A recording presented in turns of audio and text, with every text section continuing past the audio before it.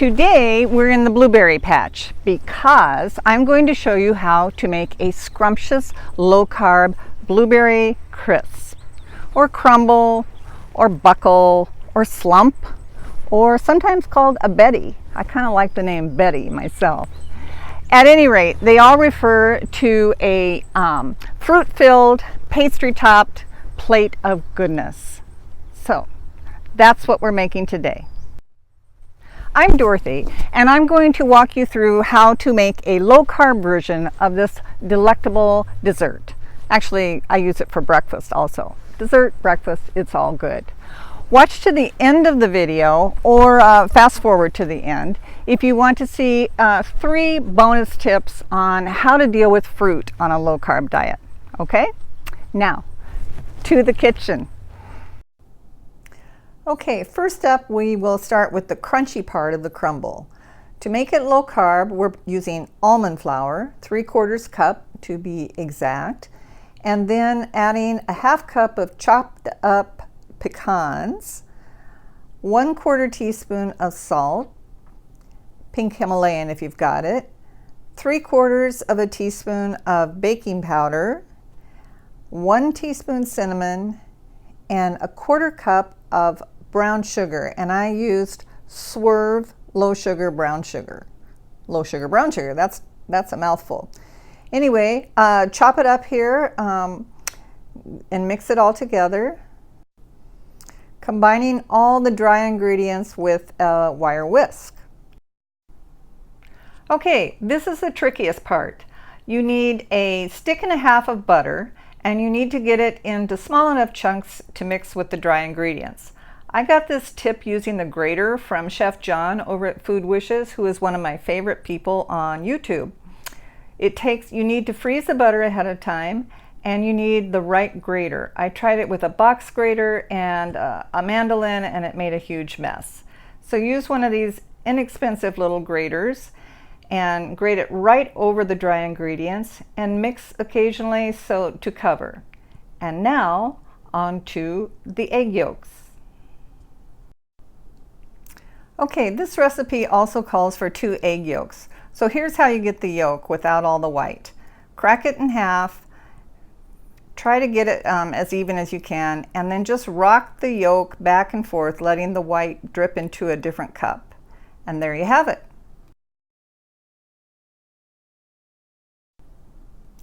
Okay, now we're going to mix all the wet ingredients into the dry ingredients and the butter. There aren't a lot of wet ingredients. That was vanilla, and this is 1 teaspoon of apple cider vinegar, and then of course the egg yolks.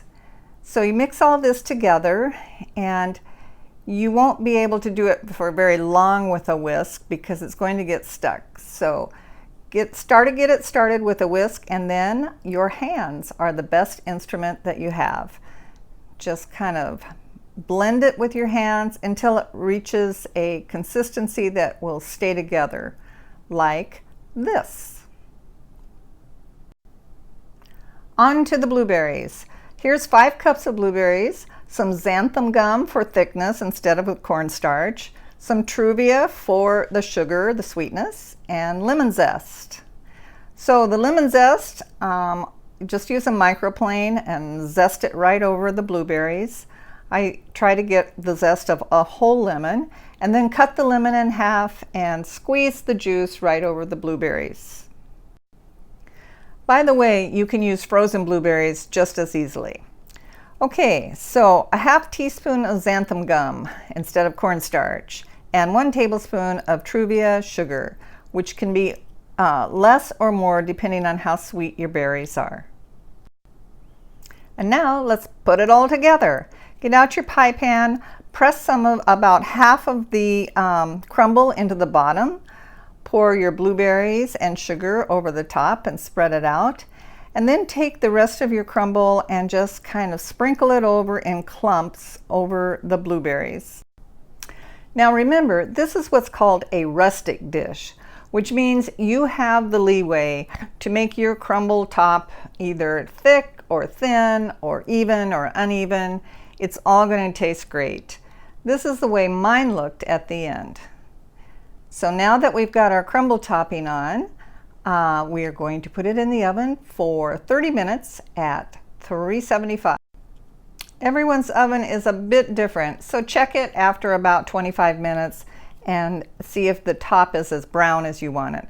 This is what mine looks like. Look at that, it's still bubbling. This is so good.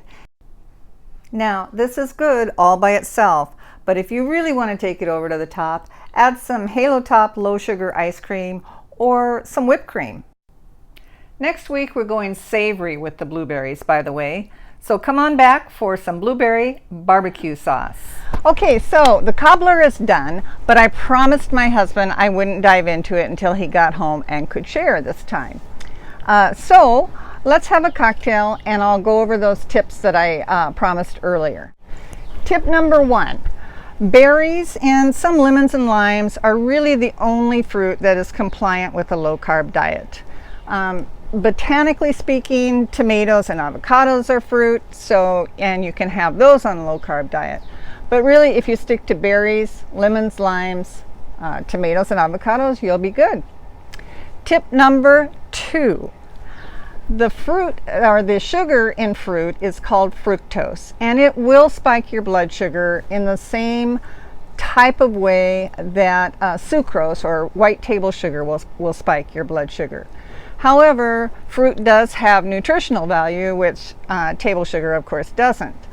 So it pays to know how much sugar is in each fruit. And I do have a list in the description below that will tell you the relative amounts of sugar in all the fruits.